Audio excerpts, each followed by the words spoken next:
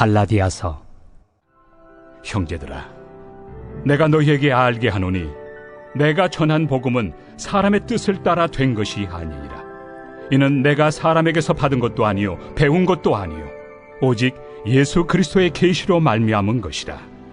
내가 이전에 유대교에 있을 때 행한 일을 너희가 들었거니와 하나님의 교회를 심히 박해하여 멸하고 내가 내 동족 중 여러 영갑조보다 유대교를 지나치게 믿어 내 조상의 전통에 대하여 더욱 열심히 있었으나, 그러나 내 어머니의 태로부터 나를 택정하시고 그의 은혜로 나를 부르시니가 그의 아들을 이방에 전하기 위하여 그를 내 속에 나타내시기를 기뻐하셨을 때 내가 곧 혈육과 의논하지 아니하고 또 나보다 먼저 사도된 자들을 만나려고 예루살렘으로 가지 아니하고 아라비아로 갔다가 다시 다메섹으로 돌아갔노라.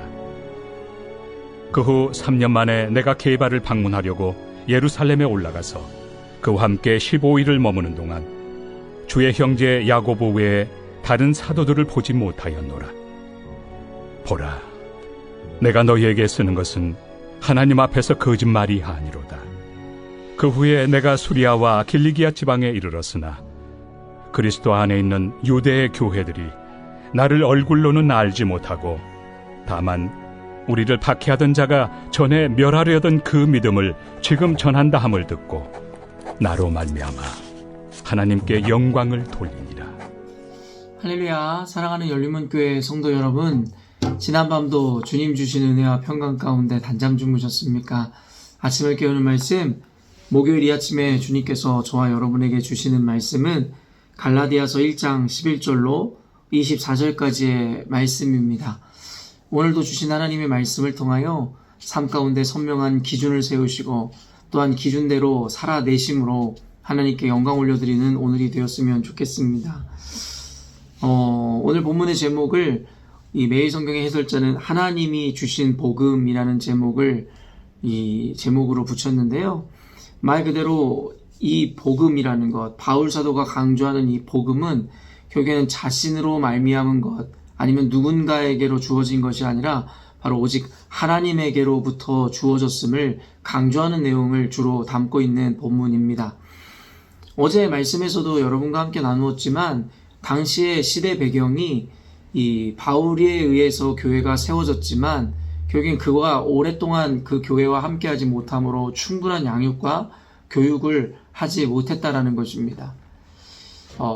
그래서 바울이 갈라디아 교회를 떠난 이후에 결국엔 어떤 일이 일어납니까?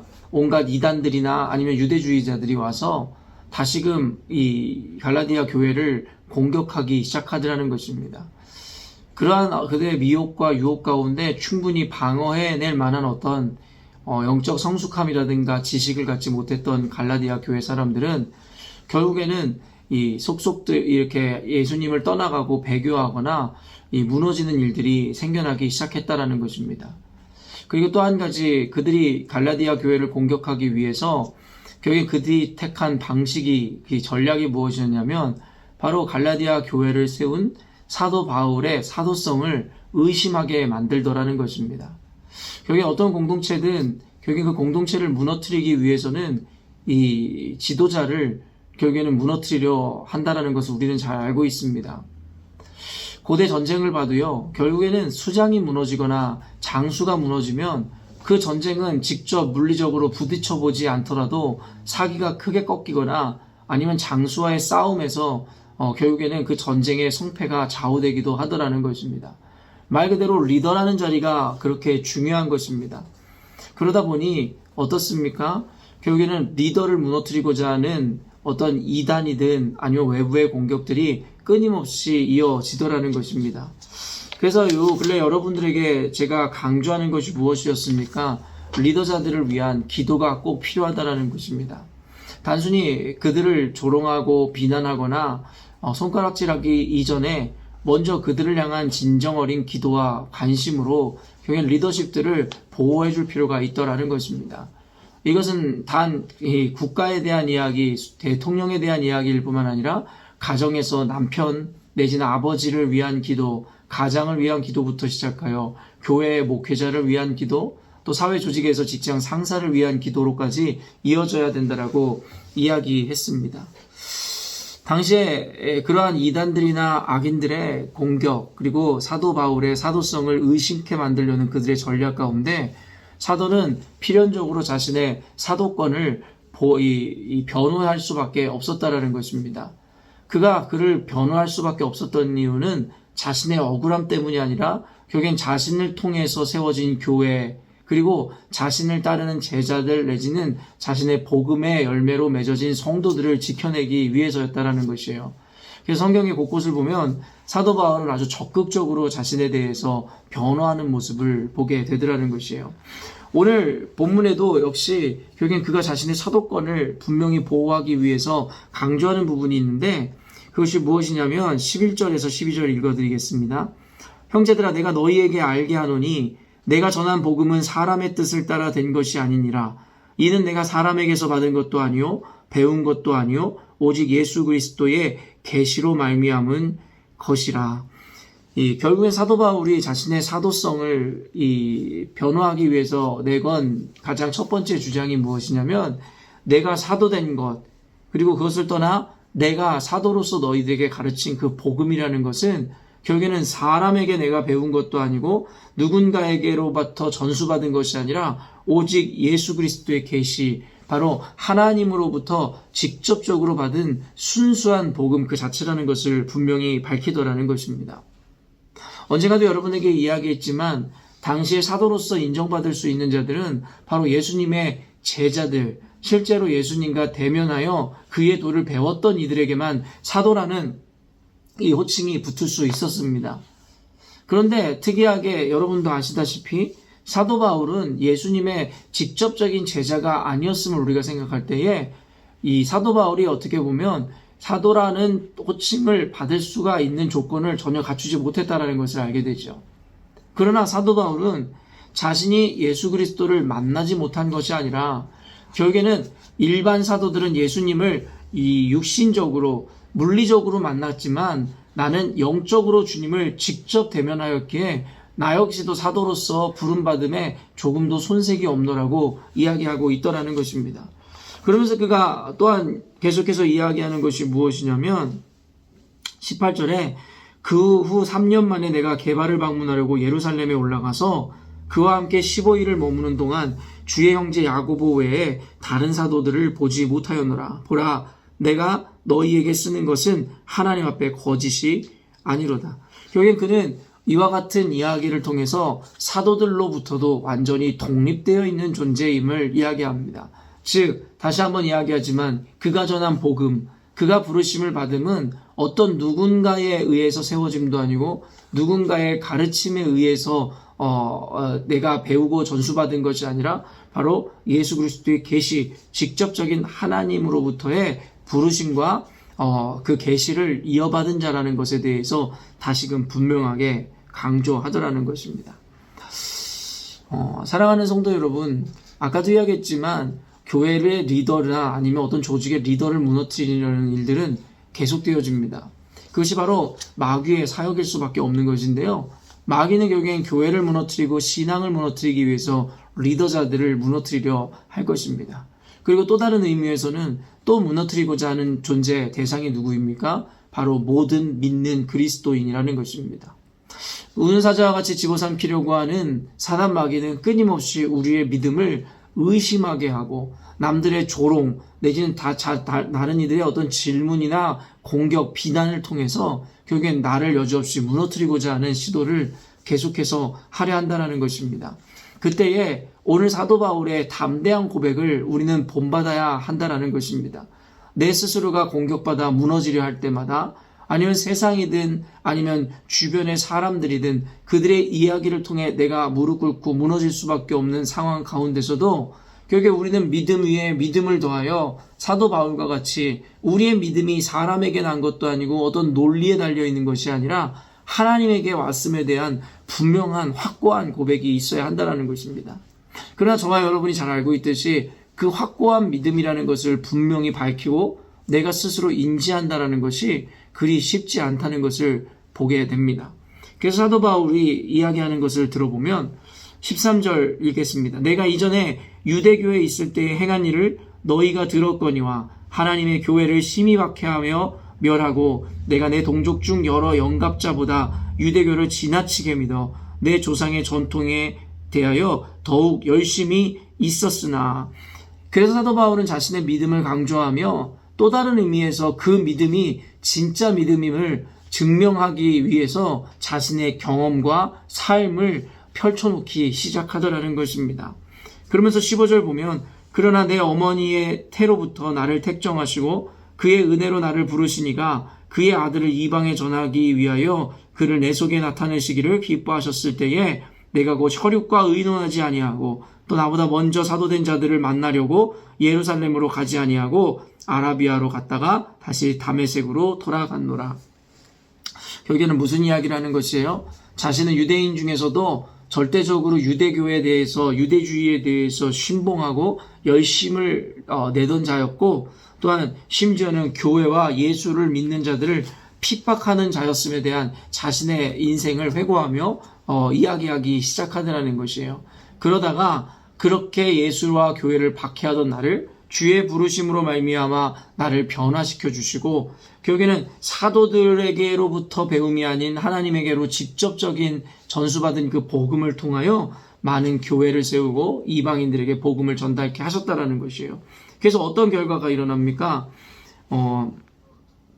21절부터 읽어보면 그 후에 내가 수리아와 길리기아 지방에 이르렀으나 그리스도 안에 있는 유대의 교회들이 나를 얼굴로는 알지 못하고 다만 우리를 박해하던 자가 전에 멸하려던 그 믿음을 지금 전한다함을 듣고 나로 말미암아 하나님께 영광을 돌리니라. 결국엔 그의 극적인 반전을 통해서 여러분 어떠한 열매를 맺게 됩니까? 결국엔 그를 알지 못하는 이들도 결국에는 그의 변화된 지난날의 삶을 통하여 하나님께 영광을 돌리더라는 것입니다.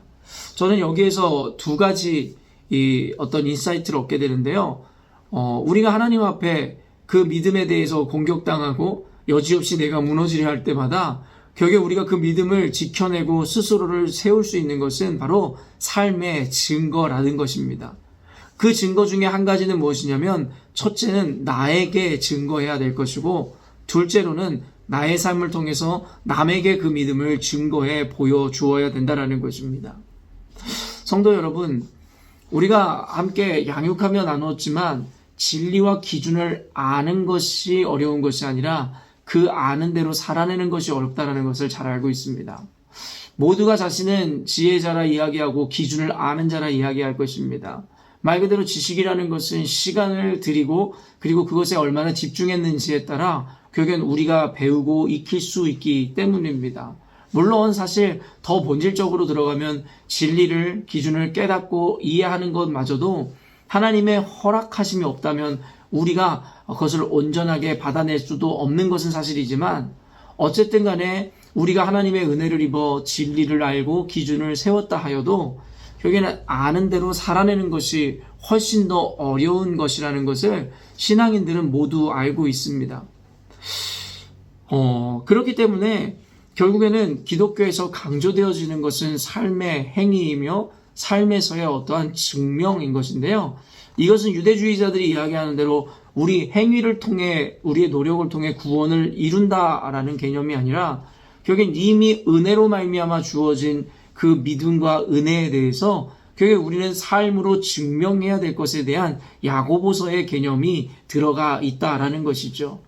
결국에는 우리의 믿음이 진짜인지 가짜인지를 증명해내는 것은 우리의 말이 아니라 그저 우리의 어떠한 우리 스스로가 이야기하는 어떤 변호가 아니라 결국엔 삶으로 보여내 줄 때에 결국엔 그것이 우리 믿음에 대한 증명과 증거가 될 것이라고 야고보서는 분명히 이야기하고 있더라는 것입니다. 이를 잘 알고 있는 사도 바울은 여러분 어떻습니까? 자신의 사도성을 변호하고 자신이 하나님께로부터 세워진 사도라는 것, 그리고 자신의 복음이 하나님께로 온 계시라는 것에 대해서 분명히 밝히기 위해서 자신의 삶을 하나의 증거로 제시하더라는 것입니다.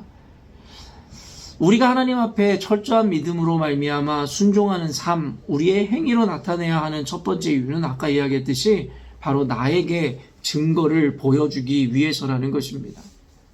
내 삶이 변화되는 것을 통해서 누군가가 또한 은혜를 입어 변화될 수도 있겠으나 첫째로는 내 스스로의 삶의 변화를 통해 내 스스로에게 증거가 된다라는 것입니다.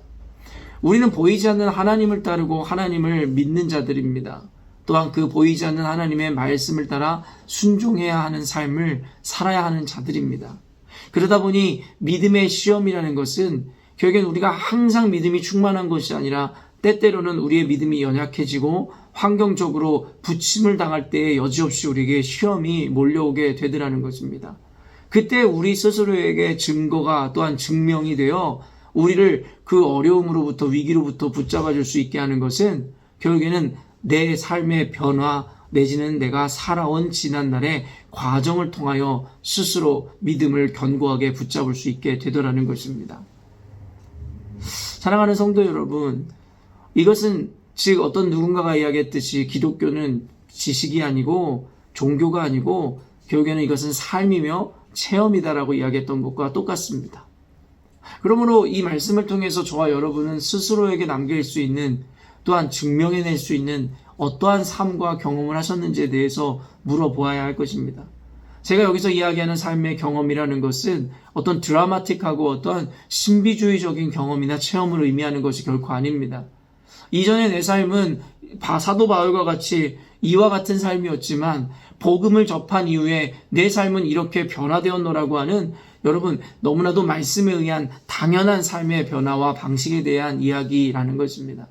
그러나 여러분 스스로가 사도 바울과 같이 이와 같이 분명하게 증명하고 이렇게 보여줄 수 있는 삶을 살아내시거나 그런 경험을 갖고 있지 못하다면 안타깝게도 우리 지난날의 신앙생활이 헛했을 확률이 굉장히 많습니다. 복음이라는 것은 실제적인 우리들의 삶의 변화를 이끌어냅니다. 왜냐하면 복음과 진리라는 기준은 이전에 나의 방식과 나의 생각대로 살아오던 나에게 또 다른 길을 제시하고 또 다른 방식들을 우리들에게 요구하게 되기 때문이다라는 것이죠. 그렇기 때문에 여러분들이 온전한 복음을 알고 온전한 믿음을 가지고 있었다면 자연스럽게 삶의 변화는 이루어졌을 것이고 오늘도 자연스러운 삶의 변화를 이끌어내고 있을 것이라는 것입니다.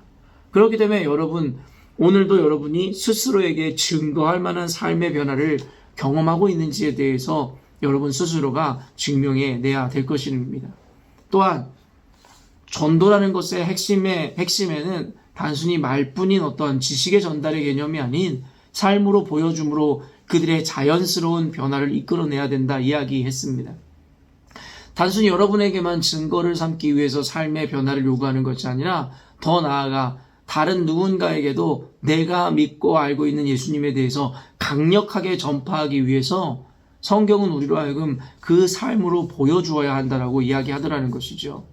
결국엔 사도 바울의 드라마틱한 변화를 통해서 결국에는 살아계신 하나님을 부정할 수 없었던 당시의 초대 교인들처럼 여러분 우리도 우리 주변에 있는 가족이라든가 우리들의 어떠한 교우들에게 또한 직장 동료들에게 우리가 존재하고 있는 모든 조직의 주변 사람들에게 결국엔 우리들의 삶의 변화와 하나님 앞에서의 새로운 모습을 통해 그들에게 살아계신 하나님에 대한 증거와 증명을 남기고 그리고 증명해낼 수 있어야 한다라는 것입니다. 그러므로 야고보서 말씀처럼 우리는 늘 삶으로 행동으로 보여내는 신앙생활을 해야 된다라는 것입니다. 말로만은 누구나 여러분 의로운 자이고 말로만은 누구나 박사인 시대를 우리는 살아가고 있습니다.